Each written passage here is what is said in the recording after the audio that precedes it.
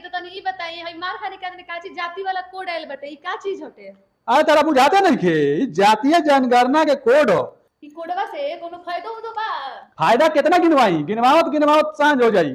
सुनो, हर एक जात के अपना अपना जिला में एक एयरपोर्ट बनी। अच्छा हाँ इतने ना, हर जात के अलग अलग एम्स बनी, हर जात अलग अलग एम्स में इलाज कराई। सही में? हाँ जी, हर एक जात के अपन स्कूल बनी, अपन कॉलेज बनी, हर जात के पुलिस फोर्स रही। पुलिस तो अलग अलग जात के रही। हाँ हो, न्याय कैसे हुई ये बताओ? अलग अलग जात के अलग अलग पुलिस ना रही तो अपना अपना जात के न्याय कैसे करी? हर एक जात के अपन अपन पत्रकार रही है, हर एक जात के अपन मीडिया चैनल रही, वही पर जातीय समाचार चली आ जात के बारे में दिखावल जाई कौन जात कितना बढ़िया काम कर रहा बा। एगो और बात जान लो, जौन जात सबसे कम रही नू ओकरा के चांद पर भेजावे के सब व्यवस्था सरकार कर रहा बा। वो डायरेक्ट चांद पर जाके रही। चांद पर? हाँ जी, जौन जात के संख्या कम